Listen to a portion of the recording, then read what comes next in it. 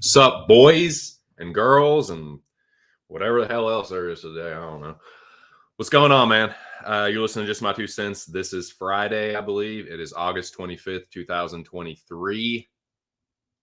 We are on the cusp. We are on the eve of UFC Singapore, aka, UFC on ESPN Plus 83.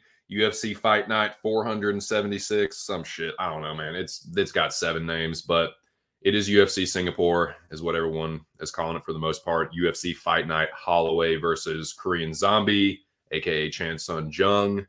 That's the card I'm talking about. We're on the eve of that. The weigh-ins, both official and ceremonial, have transpired. I'm going to tell you what I thought about those briefly. I'm actually going to put the ceremonial weigh-ins on and just kind of react to the stare downs. I have watched them, but I was looking for the official weigh-ins to see what everyone looked like, but it just, at this point, the shit's already happened. It doesn't matter. I'm not going to waste time with that, but I would kind of like to just give you guys my thoughts as I watch the stare downs.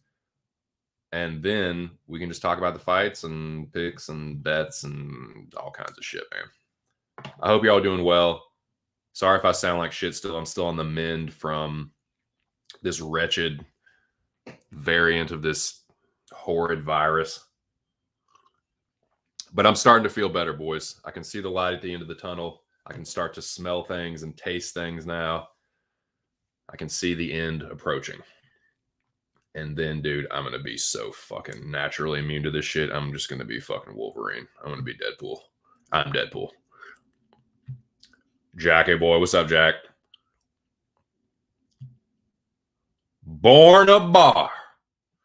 This town ain't big enough for both of us. We'll see about that. We'll see about that, sir.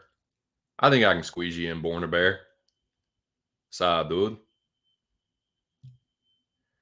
Now, you look me right in that sweet original work of art avatar, and you tell me, you listen to how do you honestly think I have a passport? I actually need to get one.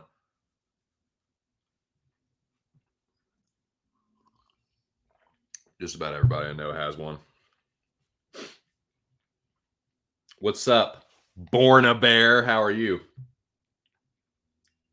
I could only imagine who Born a Bear is.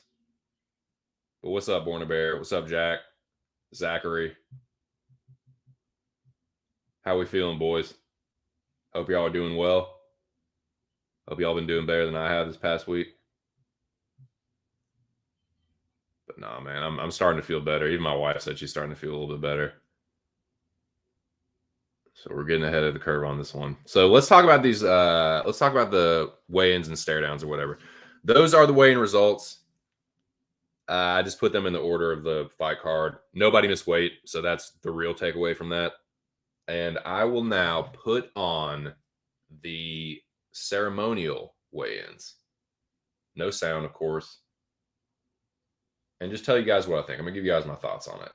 I have watched it once. I won't pay too close attention. I was just kind of getting stoned and getting my day started. Just kind of having a look-see, and I'm going to take another one right now. UFC Singapore ceremonial weigh-in. Here we go.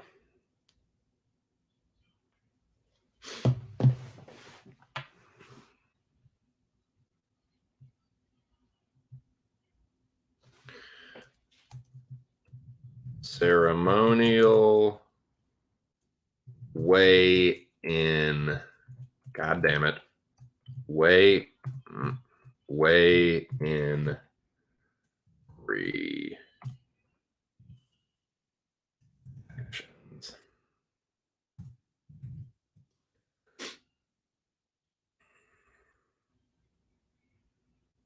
And I think I will make this a ticker. So I'm going to do that right now. Cheers to you, gentlemen. Today's flavor is Buttermints. It's a nice little hybrid grown by Kind Tree. So shout out to them for fake sponsoring me. We'll get it real one of these days, but you say you got to fake it till you make it, and they're my fake sponsor. So thank you to them. One of these days, this will be free. Smoke until I'm free.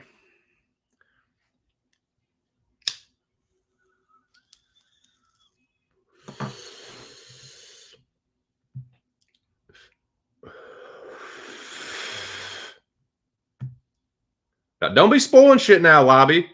Come on now, dude. Don't do me like that. What's up, though, dude? How are you? Oh, man.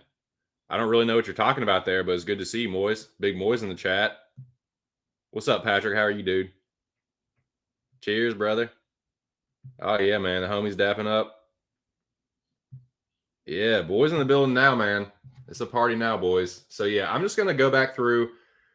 Like I said, if you're just joining me, I have watched the ceremonial weigh-ins once. I'm going to do another go-round right now live and just kind of tell you what I think. Everyone made weight. I thought for the most part everyone looked pretty good, and I didn't see the official weigh-ins, so it don't really matter. But I just want to give you my my impressions of like the how everyone kind of sized up.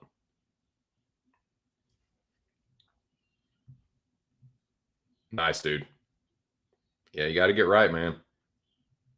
Got to get balanced. So yeah, they're just doing the intro bullshit, the trailer to what is it, 293, 294? Yeah, I guess it's 293. That'll be wild, man. Strickland versus Izzy. Tend to think Adesanya gets it done, but Strickland can make it interesting if he grapples. All right, dude. So these are the this is my version of the ceremonial weigh-in. Dude, you could not have picked a better time to come into the stream because I'm about to rewatch the ceremonial. I'm watching them right now. So this is my live ceremonial weigh-in reactions. I'm going to go through fight by fight and just kind of tell you how I think they're sizing up. These are going to be my picks.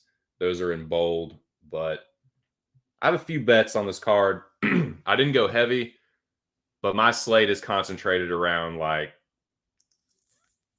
4 fighters, I think. So yeah, here we go. Sungwoo Choi versus Jarno Aarons. Featherweight bout. Aarons coming off of the, what was it, a short notice Onama fight? Am I thinking of somebody else? I can't remember. Anyway, Jarno Aarons, he fought somebody on short notice, lost, but looked pretty good. That's actually kind of a theme on this card. Dudes making their second fight after an impressive short notice loss. A little bit of foreshadowing with that one. So yeah, Jarno Aarons, I think he looks pretty good on the scales. Looks healthy. Sungwoo Choi looks ready to go, shredded. Both these guys look ready. I remember this being an intense kind of stare down. They got in each other's faces for sure. Handshake. Yep, Aarons is a little bit thicker, a little bit taller. His noggin is definitely pretty big. Forehead anyway. But I like Choi here, man. I think Choi is going to knock this fucking dude's block off. I think it's going to be early too. So here is JJ Aldrich and Na Liang flyweight bout. I am going with JJ Aldridge. It is crazy though, dude, seeing like a minus 600, minus 550, whatever it is now next to her name. It just doesn't seem right. I think she wins regardless, but I still think it should be like a minus 400, like minus 600 for JJ Aldridge. I just don't, that's like, it just doesn't seem real. I think she wins though. I'm going to say she gets it done by decision, but that is a ballsy like money line parlay piece. Just be like, nah, I'm that fucking confident in JJ Aldridge. I'm gonna just lay minus 550, minus 600. That's kind of wild to me.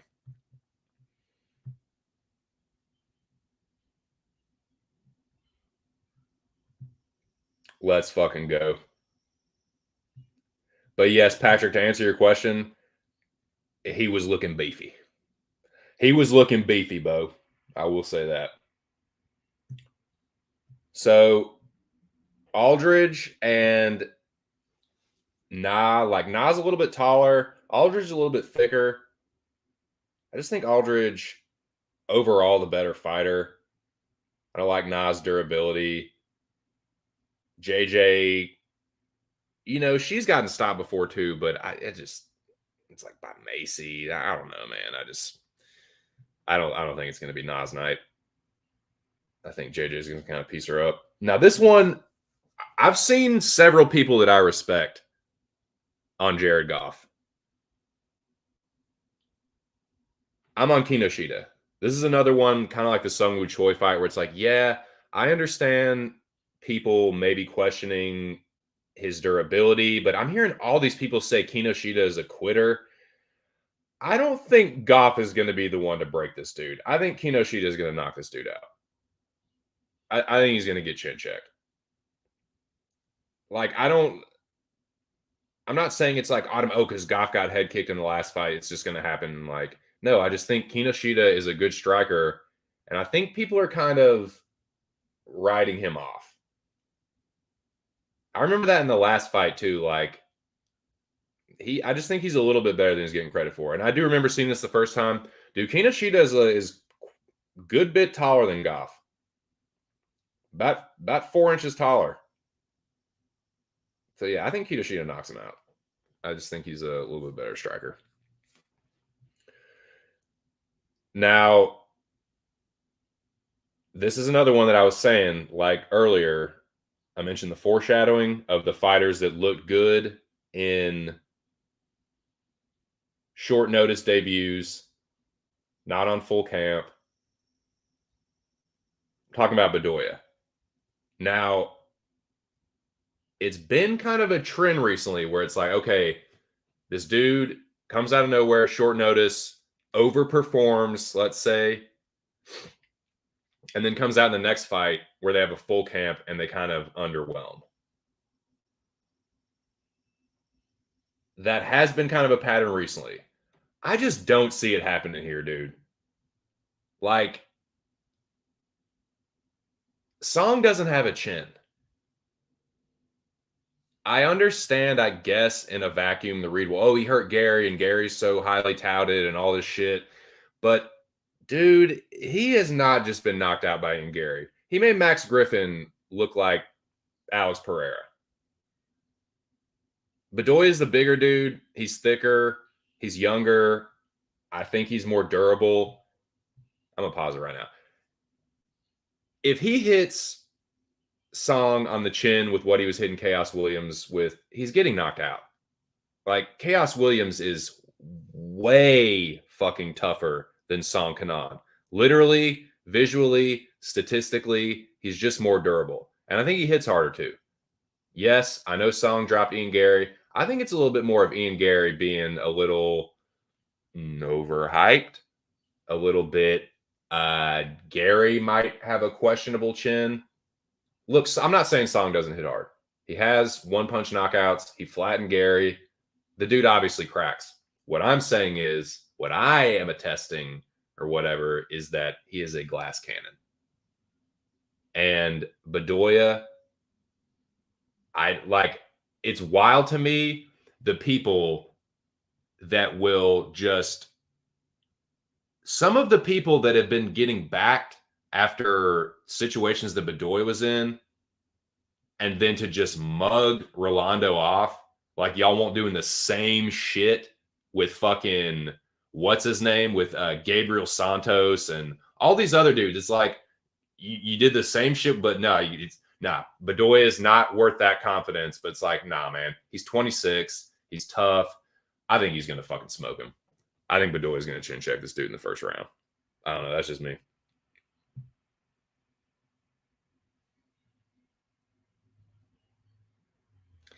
Saying, dude, exactly. He made Max Griffin look like fucking Deontay Wilder and Morono look like Max Holloway. It's just like, Jesus Christ. What are we talking about here? What are we talking about here, boys? What's up, homie? No, I see you. Let me catch up to the chat. I pause this thing and then I'll get back to it. Let's see. All right, man. Well, before I get any further, I've gotten a little bit ahead of myself here.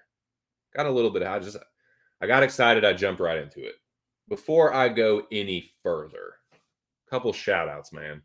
Because, like I said, your boy was fucked up with a kind of novel disease this week.